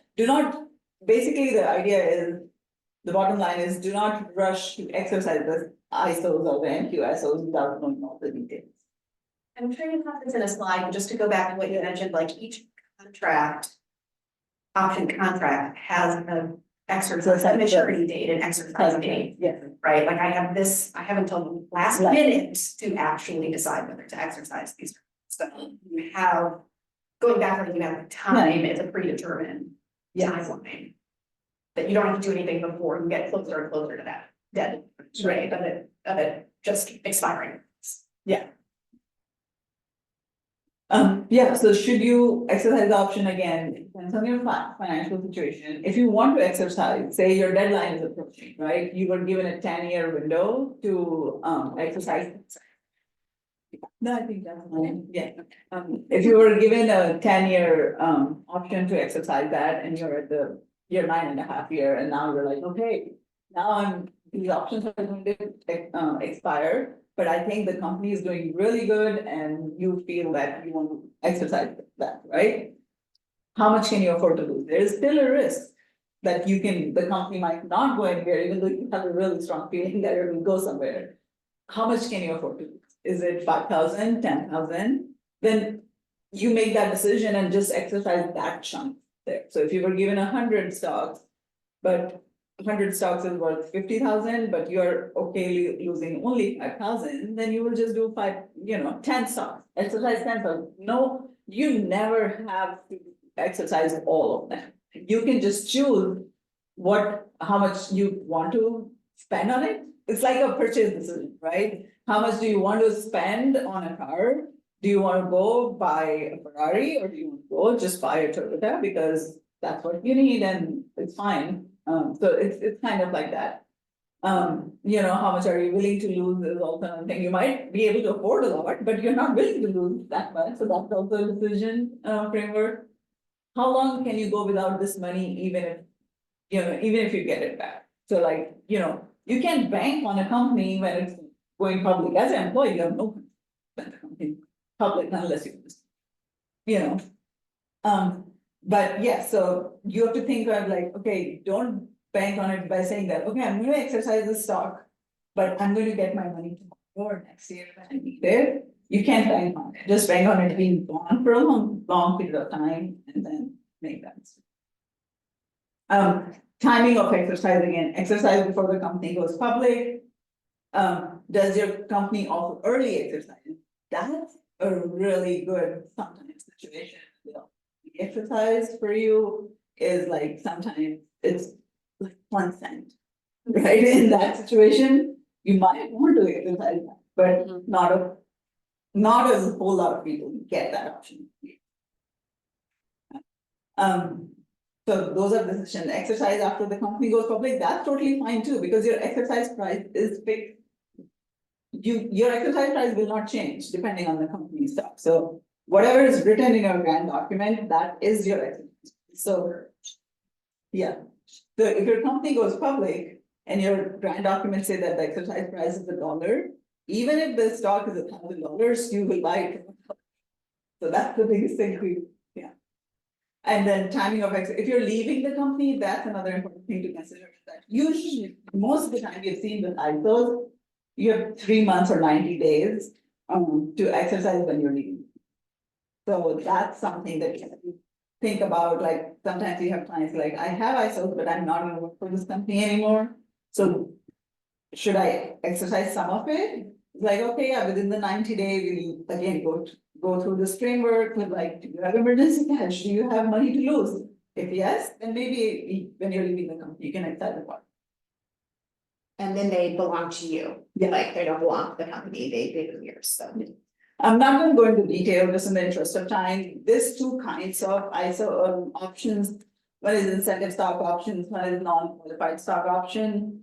But they're a little different on the taxation purposes on how they're taxed. So having an understanding, just knowing that they're different in taxation purposes helps. So I don't want to go into the nitty-gritties of the tax, probably sometimes for questions. Just a quick question on the cash and 6% option. How does that work? I haven't seen that. No, usually if the company is public, you will have option of cashless exercise, and they will sell some stock right away for you to come up with money to buy that. So you get the difference. So we can skip through all of that. Yeah. Yeah. So yes, so Annabelle is gonna close us out, so. Just our general takeaways, so bottom line, TL, semicolon, DR, as the kids say. You can't control the value of your company, RFUs, stock, options, ISOs and QSOs. You have no control over that. I mean, unless you, are, again, CEO or on the board or C-suite level, then you have some control. But again, there's always outside external factors that you can't control. So what you can control is how you use them and leverage them for you personally and your personal financial situation and your finances. And so the majority of the time, that is going to be removing the company's control, meaning taking it out of their I guess, like the little bucket, which is the company label, the company stock, and the ownership of that in the company, and then moving that into something that's much more liquid, much more flexible, and that's cash. So you're turning that into cash, you're turning that into something that you can control and leverage, and make part of your personal financial plan, and not leave it up to the control of the company and all those finance bros who were deciding stock. All these things. So this is just some other tips that we like to emphasize to our clients. Have a financial plan in place when the markets start going haywire, just like after there's a big election and things go up and down as they're doing right now. Just try to, self-educate. Knowing what type of equity awards you have helps a lot, because I can't tell you how much misinformation is out there. From well-meaning colleagues, from well-meaning family members who like to opine on to protective stock options or equity awards, and then it's like you get all confused. Don't expect instant wealth. So there's so much people are like, oh yeah, the company gave me X amount and it's gonna make me a millionaire, I'm gonna be rich, or I'm gonna get all these, all these RFUs, and once they vest, I'll be set for life. It does, sometimes it happens, but in many years it takes years and years, if not decades, for that to happen. For the stock compensation, again, don't rely on that for your day-to-day cash. So like your bills that you need to pay, your fixed expenses. Like, it's great to, buy the plane tickets for the European vacation, or to buy, put down payment on the car, college help, things like that. But don't rely on it or assume it's gonna be there for you to pay like necessary bills and expenses. Don't obsess about your company's ticker symbol or check it constantly, because that's definitely not healthy. And then volatility is the norm, not an exception. So it's very rarely a constant trend upward. Like, you will have periods of time when the stock is underwater, when stuff is struggling. So don't expect it to just be in a positive trajectory. So even Apple. Here people are like, Apple always goes up. Okay, yeah, this is something that we always, again, we've talked about it a couple of times. So when you're younger, on the left-hand side, your net worth is lower. What you have in abundance is your human capital. Ultimately, our goal for all of us is to turn that human capital into financial capital. So when we don't have that human capital, or we can't be part of the regular workforce, we're just too tired. We get just too tired, or we just want to live the life we want to. That human capital goes down, your financial capital is increasing. So if you have your human capital, your financial capital tied all in this one company stock, think that it might go down to zero anytime. It can go down to zero at any point. So it's very important to think that separate your financial capital from your human capital. If you're working for Apple, great, your human capital is tied to Apple. Do not have all your money in Apple also, because if the company, when they're layoffs, when they're layoffs, or when the CEO passes away, or when the CEO is caught in a scandal, financial capital is going to go. So that's just another one. And the next one is just, I think, a fun slide we wanted to include. Nice. So, do not bet on politics. The left chart gives the name of the president and how the stock market has performed in every president, yes, administration. And then the right side is the party.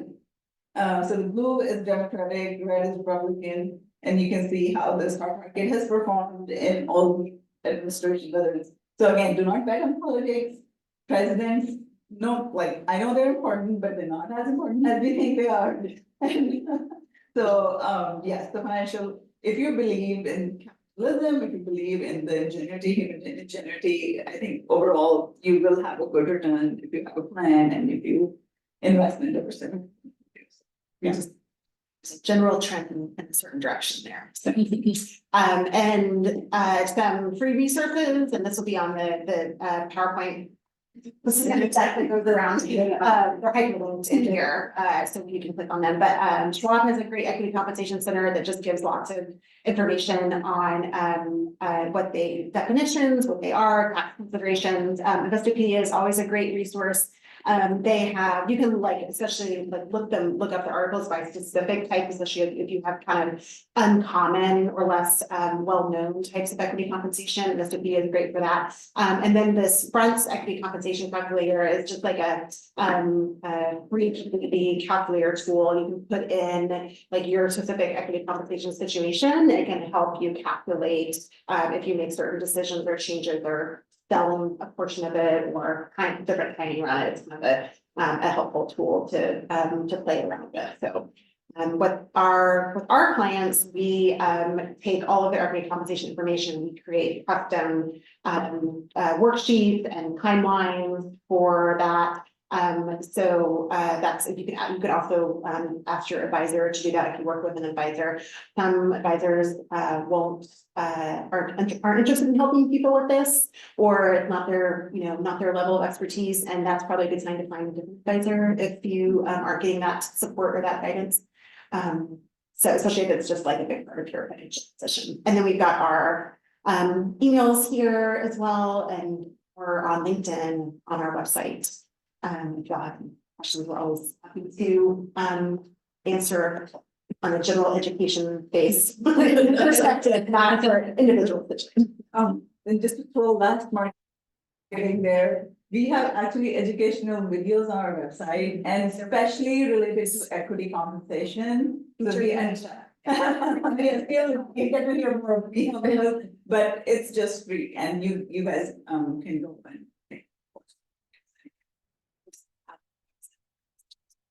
That is so awesome. Manisha, Annabelle, thank you. So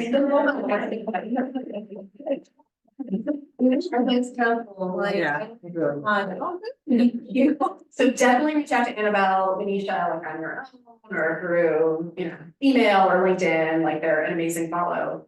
And just like a plug for the Options Investing Group, we're having our holiday party in December. And December 7th, awesome. And then in January, we're kicking off with our annual stock market forecast in January 25th. So I'll be doing that one. And that's online, right? That's Zoom. They'll be both, yeah. Oh, is it gonna be both in January? Yeah. Okay. And so that's, so we have full count. 2025, bring your friends, bring your moms, bring your daughters, bring your everybody, every woman in your life is welcome. We're really looking forward to a great. You guys are amazing. Educational. Yeah. So. And we'll send out a slide deck. For sure. If anybody is interested and willing to be in a photo, a glamorous photo, will you please maybe right outside these doors, because this light is terrible. You're not like it. But if you're up for it, a little bit of a group. Yeah, sure. Yeah.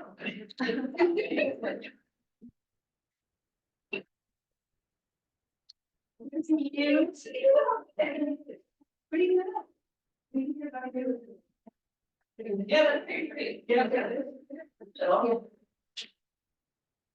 Right, and we're gonna put measure the tool back there. And anybody who wants to be in it, come on. Hang out with them. I'm coming, I'm on the way. Stop, sure. Wait, I'm coming.